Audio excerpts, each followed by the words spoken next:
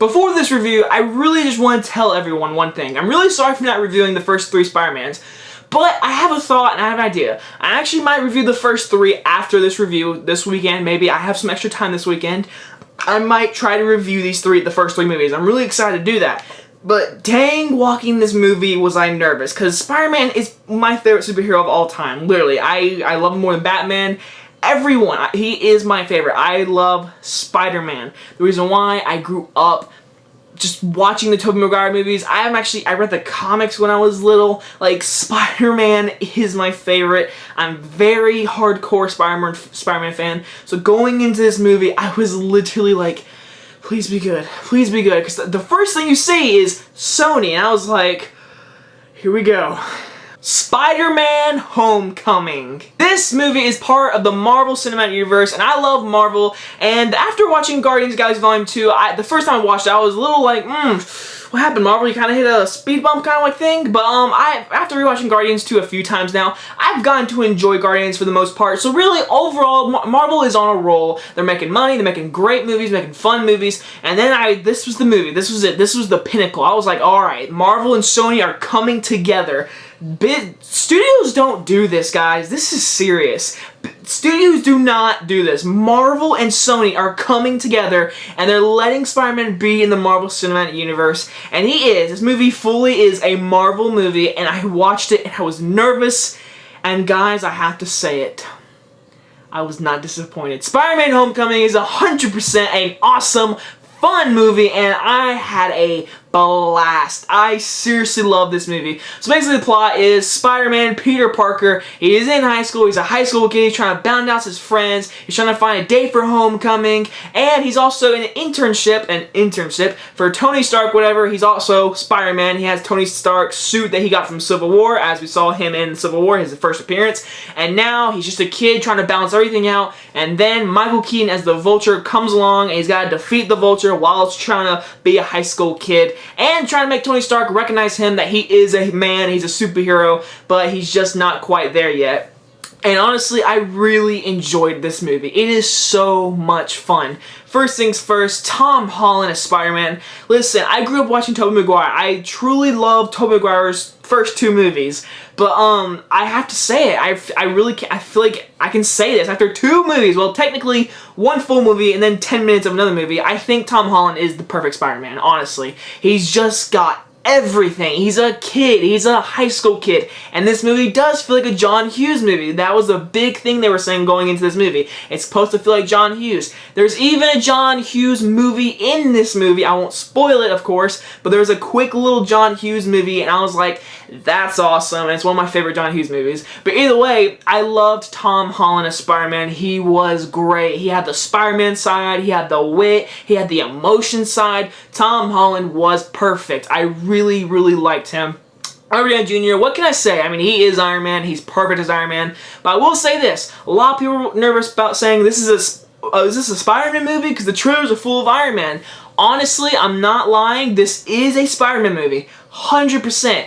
Robert Downey Jr. is in this movie probably a total of 8 minutes. Maybe 10. He's not in the movie a whole bunch. He's in there. He does have a storyline. He is important to this movie, but they use him very wisely, and I very much enjoy Robert Downey Jr. He's very funny, and he's just great as Tony Stark, and I really enjoyed that. But again, this movie is a Spider-Man movie, and I very much enjoyed all the web-slinging scenes, him doing, like, defeating little guys who are stealing bikes and trying to get into a car, and helping a lady point directions. Like, he's just the friendly neighborhood Spider-Man, and then Michael Keaton comes along. And we all know the Marvel movies. The one criticism is their villains suck. Michael Keaton might be one of the best villains in the Marvel Cinematic Universe. Honestly, like, lately, Marvel's been killing it. They had Kurt Russell in Guardians, which was great, and now they got freaking Michael Keaton, and it really just paid off. I loved Michael Keaton. He was intense, and he had a great reason. The opening of this movie, I'm like, I like this idea. Michael Keaton, you really get behind him, why he's evil. He's not just like a evil guy. No, he's actually a person with feelings. He's doing this thing. He's doing all these laser guns, whatever, and vulture stuff for a purpose, and I loved that. And he was menacing. He's evil, but he's evil because he has to do it for some reasons. I won't spoil, of course, but Michael Keaton was great. And there's a great scene with him in the car. I'm not going to spoil it. I'm going to call it the car scene. It's seriously some of the best acting from a villain in the Marvel Cinematic Universe I've seen in the whole cinematic universe, honestly. Michael Keaton was great as the Vulture. I loved the villain. It was great. He balanced out the villain very well. And his suit is so cool. I've always wanted to see a Vulture, and they were gonna do Vulture in Spider-Man 4 when they were gonna do a fourth one with Tobey Maguire, Sam Raimi, I think John Malkovich was gonna be the Vulture. I am so glad they finally did a different villain than Green Goblin and Venom and all this different kind of stuff. They gave us something new, and I just loved Michael Keaton as Vulture. It was awesome. All the action scenes are great. They're intense. They're awesome. It's fun. This movie is very funny. All the friends around Tom Holland in this movie, all of his friends, whatever, are great. I mean, he has a cute little crush with this girl, whatever. He works with, because he's in the science club thing, whatever. He answers questions really good, and she's really smart, and he's really smart, and he likes her, and he wants to go to homecoming with her, but he can't because he's Spider-Man. He's trying to balance it out, and I just love that aspect of this movie. It feels realistic. It feels like you're a part of this movie. Like, you can really feel for these characters. It's great, and I loved it. And of course, this movie has little Easter eggs of other Avengers and future installment things, and there is 2 end credit scenes. But I am going to say these end credit scenes, one of them is really intense, the other one is a funny one, and I will say the funny one, it killed me. This movie had me gut-busting in 2 parts, 3 of them if you count the end credit scene, but there's 2 scenes in this movie I was literally dying. I'll say it's the interrogation scene. When you watch it, I don't know why, it just got me. I loved all that stuff. If I had to say anything really criticism, they completely underused Donald Glover. I don't understand why they had that kind of guy in this kind of role. You kind of forget about him. And the girl from The Nice Guys, she was in this movie. I was like, oh my gosh, I love her in The Nice Guys. She literally says 3 lines, and she's in the background the entire time. They completely wasted her.